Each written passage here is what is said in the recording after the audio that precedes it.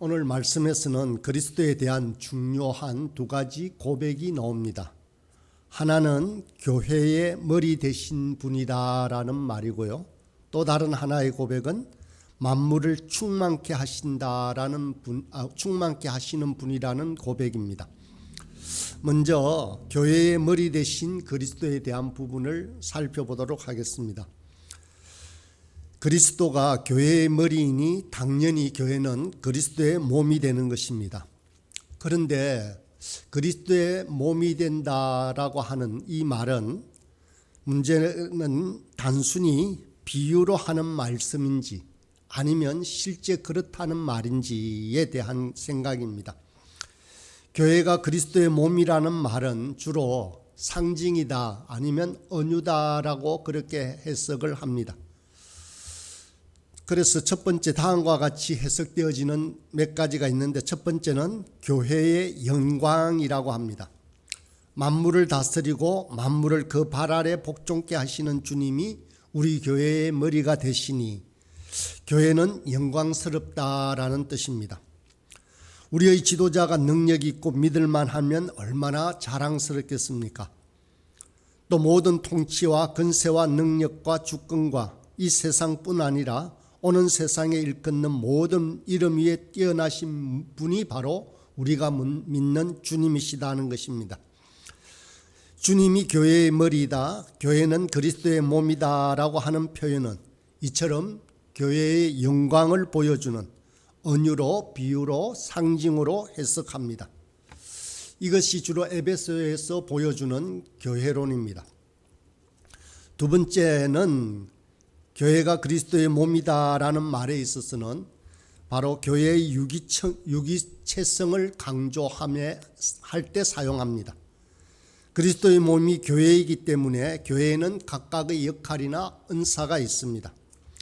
각자가 자기 맡은 것에 충실하면 됩니다. 그 역할에는 중요하고 천한 것이 따로 없습니다. 각자가 자기 역할을 다 해야 몸이 제 기능을 발휘하기 때문입니다. 또 자랑할 것도 없습니다. 그 능력과 사역은 위로부터 주어지는 것이기 때문입니다. 이것은 또한 하나됨으로 연결이 되어집니다. 손가락 끝에 작은 종기가 나도 온몸이 아파합니다. 그것처럼 교회는 한 몸 된 공동체로서 서로 사랑해야 하는 것입니다. 이 경우에도 역시 교회가 그리스도의 몸이라는 말은 하나의 비유나 은유처럼 해석되고 있습니다. 그런데 이것과는 달리 교회가 그리스도의 몸이다라는 말은 비유나 상징이 아니라 실제라고 해석하는 경우입니다. 그것은 바로 교회와 그리스도의 관계를 긴밀하게 보여주는 것입니다. 머리 없는 몸이나 몸 없는 머리는 있을 수가 없습니다. 모든 명령과 생명의 근원이 머리에 있고 또 몸은 머리가 공급하는 생명의 힘으로 살아가는 것입니다. 교회와 그리스도의 긴밀성을 강조하는 그러한 성경 구절은 주로 요한복음이 대표적입니다. 요한복음 15장에 보면 교회와 예수님의 관계를 포도나무에 비유하고 있습니다. 나는 포도나무요 너희는 가지라. 그가 내 안에 내가 그 안에 거하면 사람이 열매를 많이 맺나니 나를 떠나서는 너희가 아무것도 할 수 없습니다 라고 말씀합니다. 또 요한복음 17장에서는 예수님은 제자들을 향한 마지막 기도에서 이렇게 기도하셨습니다. 아버지여, 아버지께서 내 안에 내가 아버지 안에 있는 것 같이 그들도 다 하나가 되어 우리 안에 있게 하사라고 말씀하셨습니다. 이처럼 삼위일체의 연합이 하나님의 영원한 이러한 연합이 이제 교회로까지 확장되었다라는 것을 보여줍니다. 삼위일체의 연합이 실제적인 사실이면 교회와 하나님의 연합도 실제가 되지 않겠습니까? 이것은 또 성만찬에 대한 해석에서도 그렇게 드러납니다. 성만찬 중에 예수님은 떡을 가리켜서 이것은 내 몸이다 라고 말씀하셨습니다. 떡은 과연 예수님의 몸입니까? 아니면 그저 몸의 상징에 불과합니까? 주님은 요한복음에서 나는 생명의 떡이다라고도 말씀하셨습니다. 예수님을 믿을 때 구원을 얻는다라는 것은 비유의 말씀입니까? 아니면 실제 예수님이 떡입니까? 그래서 우리가 씹고 먹으면 그분은 우리 안에서 소화되어 우리의 살과 피와 생명이 됩니까? 이렇게 생각하다 보면 자칫 신비주의에 흐르기 쉽습니다마는 이런 해석은 생생하게 우리의 신앙을 되살려 줍니다. 비유라고 생각하는 것과 실제라고 믿는 것 사이에서는 엄청난 간격이 존재합니다. 우리는 비유이거나 상징으로 주로 해석을 하고 그렇게 이해를 합니다. 그것이 이성적으로 맞다라고 생각을 합니다. 종교개혁 전통 이후로 그러나 너무 지나치게 이성을 신뢰하고 있습니다. 그래서 의식이나 어떤 신비적인 것들은 버리고 이성적인 이해가 가능한 것만 우리는 믿고 있습니다. 그 결과로 어떻게 되었습니까? 모든 것이 윤리나 교훈으로 전락하는 경향이 있습니다. 설교라는 행위는 사람의 이성을 자극하고 설교의 결론은 윤리적인 각성이나 행동을 촉구하는 것으로 마무리되는 것이 보통입니다.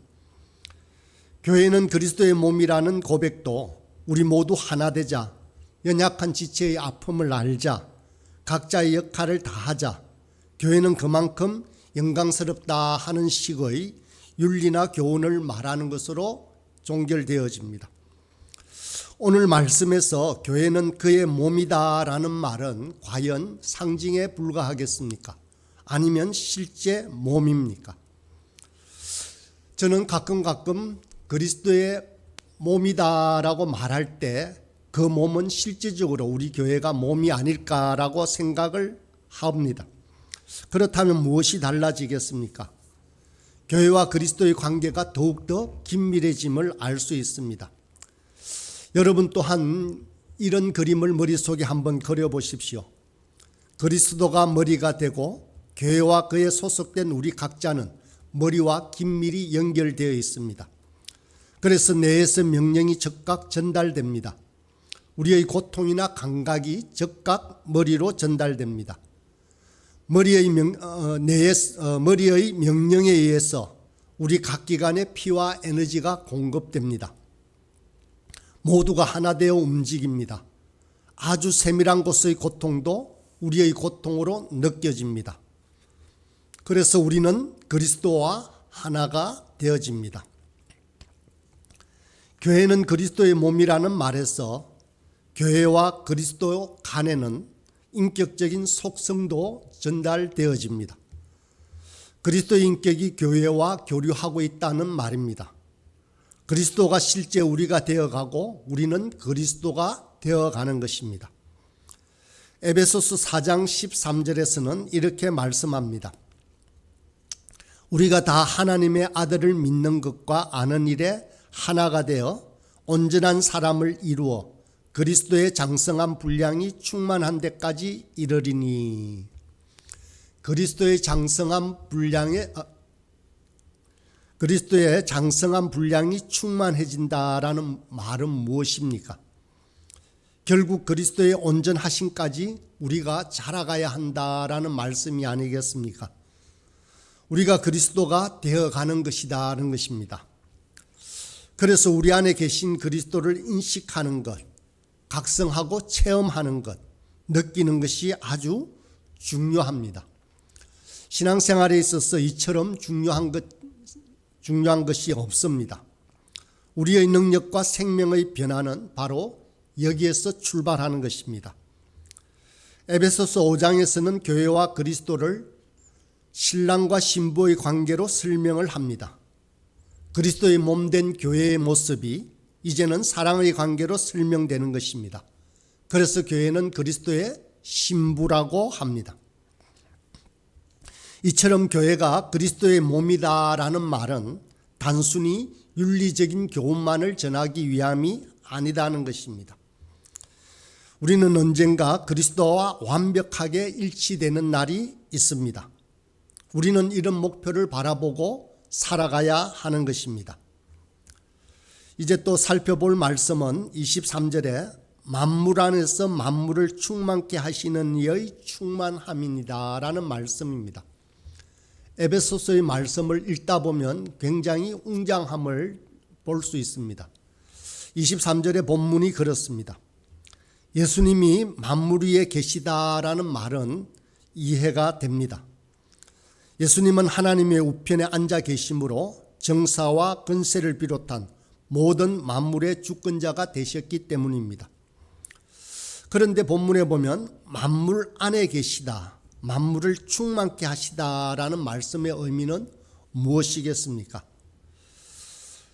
만물 안에 계시다라고 한다면 예수님이 자연의 만물, 돌멩이 속에도 계신다라는 말씀일까요? 우리 기독교는 범신론을 반대합니다. 범신론이라는 것은 자연이 곧 신이라고 하는 뜻입니다. 이것은 창조주 하나님과 피조물 사이의 간격을 무시하고 결국 자연의 일부가 신인 것처럼 숭상하는 우상 숭배의 출발점이 되는 것입니다. 그렇다고 하는 점에서 범신론을 당연히 반대해야 하는 것입니다. 그러나 하나님을 피조물과는 전혀 무관한 존재로 만드는 것 또한 문제가 있습니다. 오늘 말씀에서는 하나님은 유일하신 하나님이시지만 그 하나님이 만물 가운데 계신다라고 말씀하고 있습니다. 이런 말씀은 여기뿐만 아니라 에베소서 4장 6절의 말씀에서도 그렇습니다. 이렇게 제가 한번 읽어보겠습니다. 하나님도 한 분이시니 곧 만유의 아버지시라. 만유 위에 계시고 만유를 통일하시고 만유 가운데 계시도다. 하나님은 어느 곳에도 계신다라는 뜻입니다. 저 음부에도 계시고 우리가 연기로 공중에 흩어진다라고 할지라도 주님은 그곳에 계시며 우리를 잘 알고 계시는 것입니다. 그렇다면 우리는 돌 가운데서 또 하나님을 발견할 수 있다는 것입니다. 돌이 바로 하나님이라는 뜻은 아닙니다. 하나님의 영광의 빛이 돌 가운데도 드러나고 비치고 있다라는 뜻입니다. 돌멩이 하나의 생명과 목적을 이끌어가고 주관하시는 분이 하나님이시다라는 그런 뜻입니다. 충만하다는 단어가 바로 그렇습니다. 이 충만하다라는 단어의 헬라어로는 빛을 연상케 합니다. 그 의미가 빛에 가장 가깝습니다. 하나님의 빛이 가득 비치고 있는 그것이 바로 충만함입니다. 만물 가운데 하나님의 빛이 충만히 비추고 있습니다. 이 빛이 가까이 있으면 있을수록 더욱더 충만하다라는 뜻입니다. 요한복음의 시작은 예수님의 말씀으로 표현되어집니다. 태초에 말씀이 계시니라. 바로 이 말씀이 곧 로고스입니다. 그래서 예수님은 로고스입니다. 로고스라는 뜻은 자연의 질서를 주재하시는 분, 만물의 의미와 목적을 결정하시는 분이다라는 뜻입니다. 그런 점에서 그리스도는 만물을 충만케 하시는 분이시며 만물 안에 계시는 분이십니다. 예수님은 돌멩이뿐만 아니라 깊게는 분자와 원자라는 작은 알갱이 속에서도 발견할 수 있습니다. 그곳에 빛이 있고 로고스가 작용하기 때문입니다. 이제 만물과 하나님은 피조물과 창조주라는 점에서는 분명히 구분이 되어집니다. 그러나 모든 만물 가운데 하나님이 영광의 빛을 통하여서 그 안에 계시다는 점에서는 만물은 단순한 피조물이 아닙니다. 그러므로 우리는 자연세계 안에서 하나님을 발견할 수 있습니다. 우리가 휴가철이 되면 우리는 산이나 바다로 떠나게 됩니다. 자연을 바라보고 자연과 함께할 때 우리의 마음이 새로워지며 우리의 육신이 재충전됩니다. 그것은 왜 그럴까요? 스트레스를 풀고 그냥 우리의 정신이 맑아지는 것 때문만은 아닙니다. 자연 속에서 하나님을 만나기 때문입니다. 그런 점에서 자연은 단순히 정복하고 착취하는 대상만은 결코 아니라는 것입니다. 하나님의 영광의 빛이 그 안에 있다라는 뜻입니다. 그것 또한 새하늘과 새 땅에 함께 들어가야 할 동반자가 되는 것입니다. 그래서 피조물도 탄식을 하고 있습니다. 이 말은 로마서 8장 19절에서 22절의 말씀에 나옵니다. 제가 천천히 한번 읽어보겠습니다.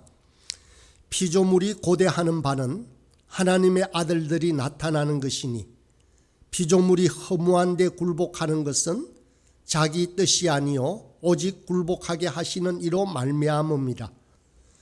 그 바라는 것은 피조물도 썩어짐의 종로로 타는 데서 해방되어 하나님의 자녀들의 영광의 자유에 이르는 것이라. 피조물이 다 이제까지 함께 탄식하며 함께 고통을 겪고 있는 것을 우리가 아느니라. 아주 웅대한 말입니다.